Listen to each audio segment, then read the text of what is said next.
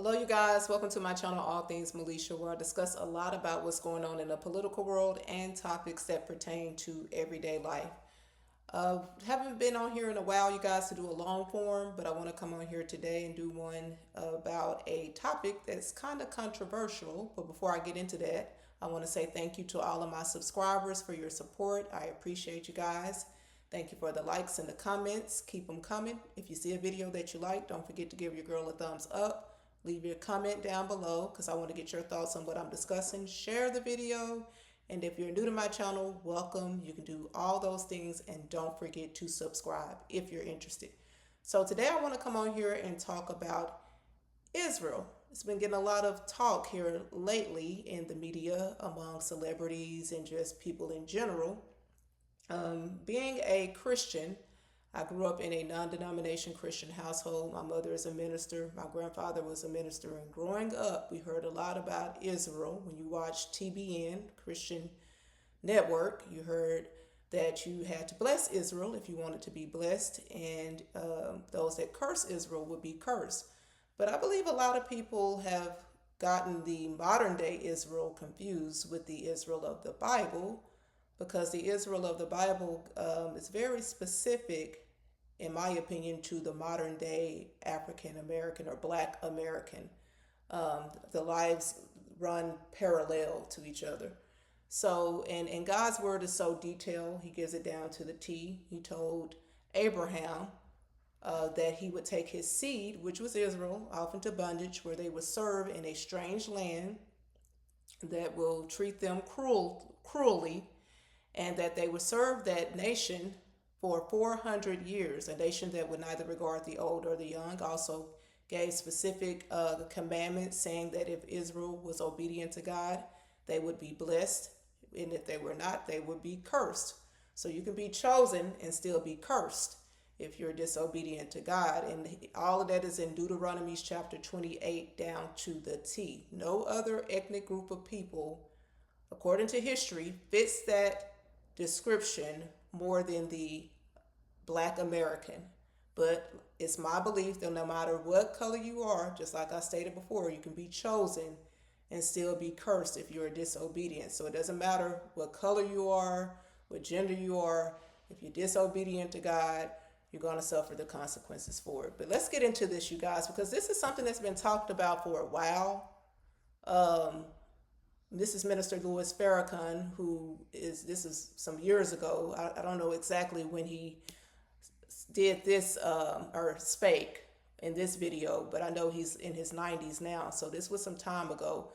But even back then, they were speaking on the same things that are going on today. So let's just get into it. Now, I'm going to say this from my heart to your heart. I don't have any notes. I speak from what God allows me to say from my heart. I don't need notes to address a subject that is as dear to me as peace. I am not against Jewish people having power in America, because that's what we want. But what I am against is the misuse and abuse of power. And before I let him continue, I forgot to give you the title of this video is Farrakhan on Influence of Israeli Lobby on U.S. Government. That's what's been coming out a lot. You've been hearing Tucker Carlson, Candace Owens, and other people talking about how Israel has a lot of power over our government, and even President Trump and prior presidents. There's a wall, I believe they say, that presidents have kissed. They said that the only president that did not kiss the wall was JFK. And a lot of people believe that JFK's assassination, or that Israel was behind JFK's assassination, among many other atrocities like 9/11 and different wars that have occurred in the Middle East. Let's continue though. Because as a Jew, or as a Muslim, or as a Christian, if I gain power, my power should not be just for Muslims, because God didn't raise me to just be a servant of my own belief system. If I'm not a servant of all, I can't be a servant of God. I'm going to say it again. If I'm not a servant of all, I can't claim to be a servant of a universal God. And that's where I'm concerned. Because the President of the United States and many presidents are bowing to a powerful group who I believe are so blinded to what they feel is in the best interest of Israel that they don't see that they're endangering what is in the best interest of the United States of America. Now here I'm going to make my point as clear as I can make it. There can never be any balance in American foreign policy as long as America is the slave of lobbies rather than the servant of the will of the American people.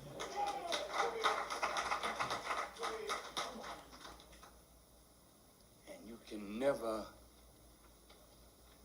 change America's policy as long as lobbies that give the Congress over $1 billion a year can influence legislation that may or may not be in the interest of the American people, but in the interest of those multinational corporations, those interests in America that have taken away from the American people a representative government and bought and paid for your legislators. I'm through now. Very, very interesting, you guys, what the minister said, because that's what's coming out more and more. People are saying how a lot of our politicians, if not all, the majority of them are bought and paid for by Israel. I don't know what it is, what the name of the event is, but here recently I heard that there were several members of Congress that took a trip to Israel for some purpose, I'm not sure. But like I said, a lot of people have been talking about Israel's influence over the United States, even with this situation with Iran. Trump has come under a lot of criticism for going into Iran because many people believe that he's doing Israel's bidding. This is something that has been talked about and discussed prior to Trump. Well before Trump was in office, we've always heard that they didn't want Israel to get a nuclear weapon. We've been hearing about it for several years. So now all of a sudden, we have a president that is reportedly keeping Iran from getting a nuclear weapon, and many people seemingly have come out and spake against that. But it's just interesting because a lot of people are saying, MAGA, Make America Great Again, which is supposed to be America First, has become Israel First under Trump's second term. I don't know what your thoughts are about that. And personally, I believe that MAGA is still MAGA, but I am curious about this Israel situation because it just keeps coming up. And like I said, a state that was established in 1948, and many people believe that this state is the same Israel that's in the Bible. That's where I have a concern, because I heard people saying, "Oh, you can't do this to Israel because they're the chosen people of God. You can't speak against Israel." And this is the only people that if you speak against, a lot of people come under heavy criticism. They're called anti-Semitic. Many people lose their livelihoods. They are blacklisted just for speaking about this particular people, the Jews. And it's just interesting because we could talk about each other all day long, fat, short, nigger, wetback, cracker, whatever. We could say everything about every other person, and we may get a little bit of scrutiny for that. But for the most part, life goes on. But when people tend to speak about Israel or the Jews, for whatever reason, they come under a lot of persecution, and to the point where some people are even unalived. A lot of people think that Charlie Kirk was unalived because he was pro-Israel prior to his assassination, but leading up to his assassination, many people said that his views on Israel were changing, and it had a lot to do with the genocide that they said that occurred in Gaza, so that they believe Israel was behind. So this is an everyday American. He served, I believe, in the military, if I'm not mistaken, but this is prior to Charlie Kirk's assassination. He debated Charlie Kirk regarding Israel. He was Hebrew. He was not the modern. He was Jewish. He was not Jewish. He was Hebrew. Well, Jews, hold on. He was from Judea, wasn't he? Correct, but Well, that Jews didn't exist at that time. Well, hold on. The modern Jews are not the true chosen people of Yah.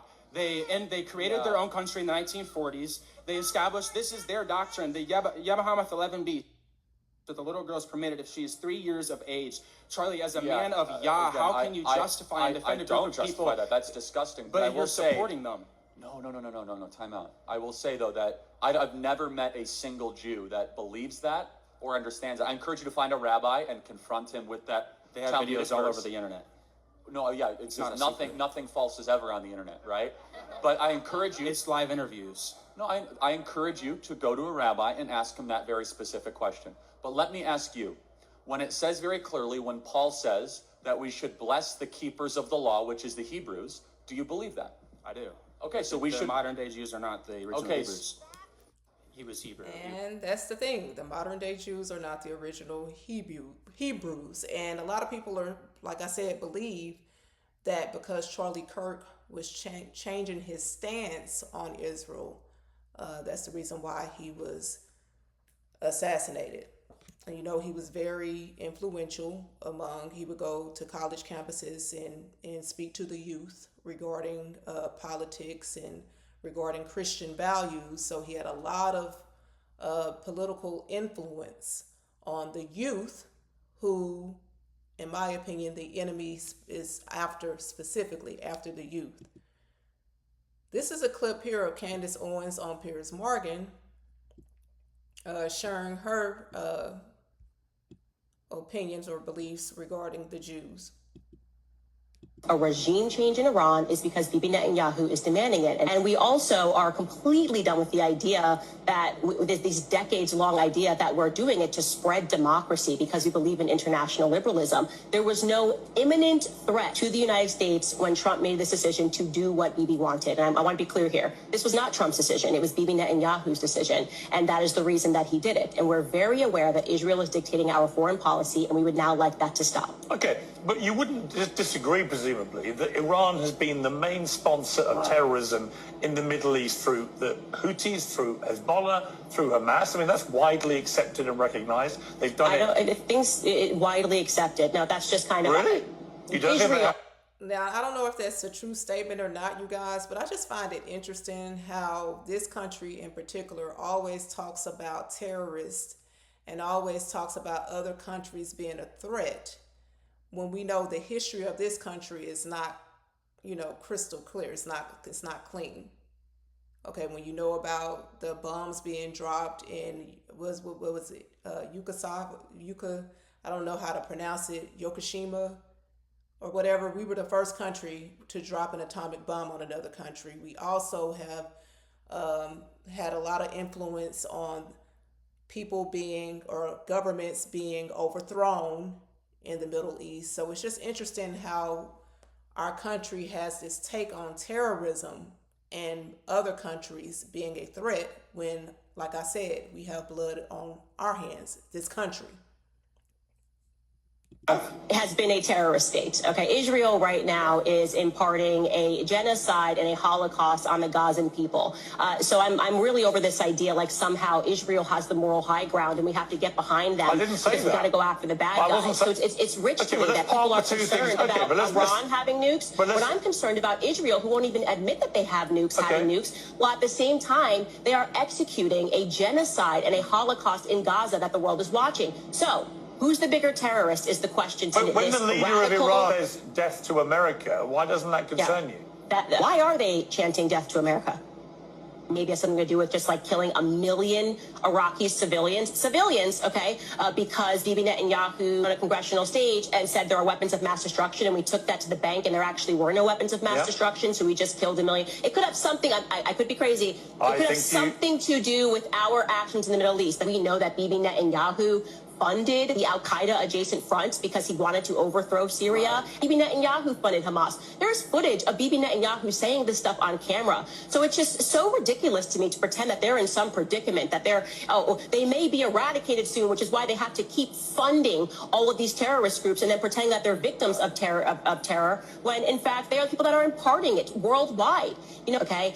And again, these never-ending wars in the Middle East at the behest of Israel. Bibi Netanyahu is the one that called for Americans to invade Iraq, Libya, Syria, Afghanistan, and now Iran, and we've done it. And we're done with the BS of, okay, well, they weren't really involved, Israel, in Afghanistan, because even when we fight those never-ending wars, Israel wins. Everybody knows that our boys were out there in Afghanistan guarding poppy fields, okay? And do you know what happened after we allegedly, quote unquote, lost in Afghanistan? What happened to all those poppy fields, those poppy flowers that our military was guarding? Well, the opioid crisis hit America via the Sackler family, who quite literally built the School of Medicine at Tel Aviv University. So we're just done, okay? And there's no way that we're going to go backwards. We're not going to allow you guys to emotionally condition us to go, oh, well, we got to protect Israel because of the Holocaust. It is over. They're imparting a Holocaust. America would like off this crazy train.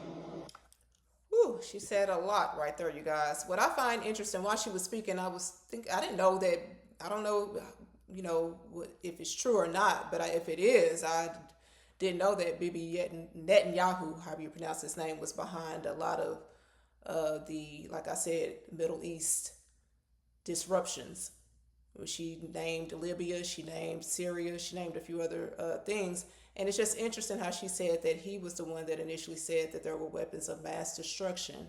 You know how when Bush was in office, how after 9/11, which they said initially was Afghanistan, then it turned over to Iraq. We going to war with Iraq. So that was kind of, it was like, okay, if this is where y'all saying the attack originated from, why are we in a whole nother country having a war? And, after that, many people said that was, a war crime to go off into Iraq, where millions of Iraqi civilians were killed. And not only that, but a lot of our soldiers were as well, under the guise of weapons of mass destruction, which turned out to be a lie. So that's interesting, you guys. Yeah, the gig is up. A lot of people are becoming more aware, awakened to the deception. And I even saw President Trump do an interview with, I think, Bill O'Reilly, if I'm not mistaken. And Bill O'Reilly was talking about Russia because the Russian President Putin, which, we've heard a lot about in our media lately. Everything was being blamed on Russia.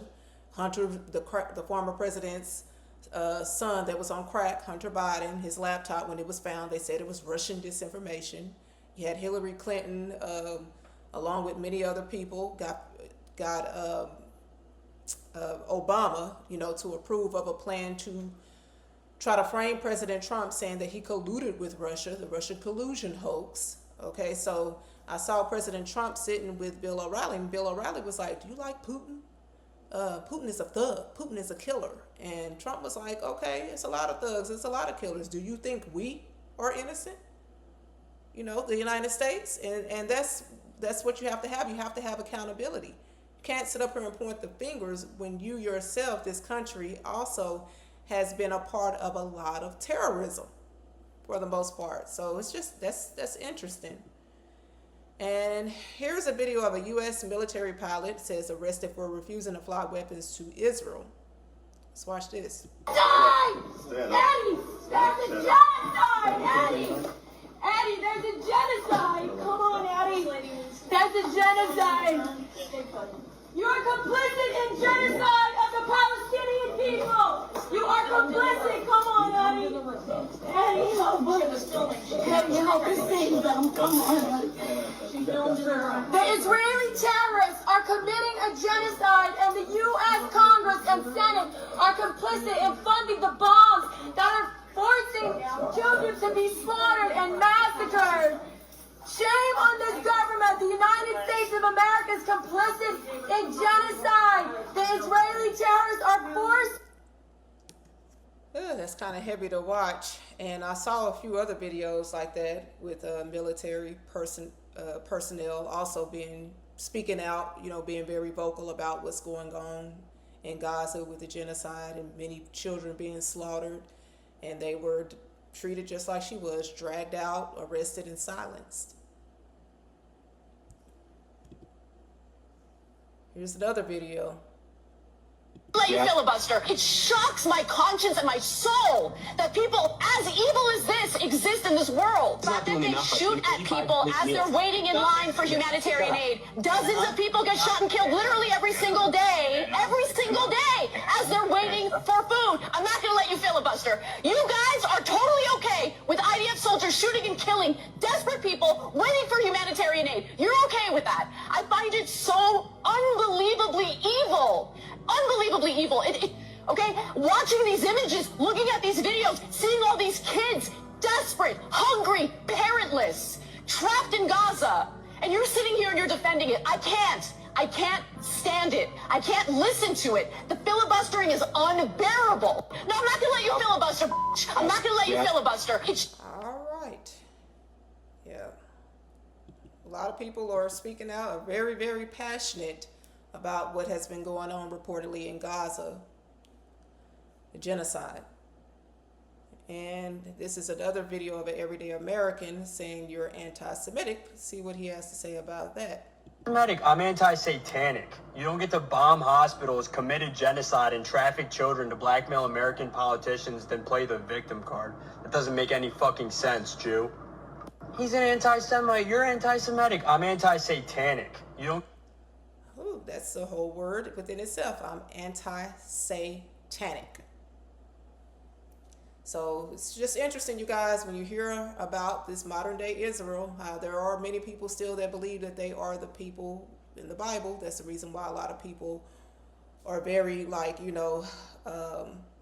what's the word? People that are still in favor of them feel like you shouldn't speak against them. Whatever they do should be accepted because they are the people of the Bible. But if you go back and read in the Bible, God is very specific with who Israel is.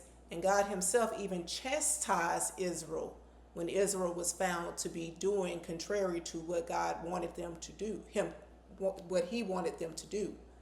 So just because you are considered God's chosen people does not mean that you are exempt from criticism or from chastisement. Look at what Israel went through all throughout the Bible, the Israel that's in the Bible. Whenever they got off track with serving God, God sold them off into captivity. God allowed their enemies to have rule over them. And then when they would cry out to God, God would send a prophet or send someone to deliver them. So the children of Israel is in the Bible, God gave details very specific compared to this modern day Israel that's masquerading as the Israel of the Bible. So that's just my opinion, you guys. No matter if you're chosen or not, you can be cursed if you do not align with God. And there is only one God. Let me know your thoughts in the comments, and I'll see you later.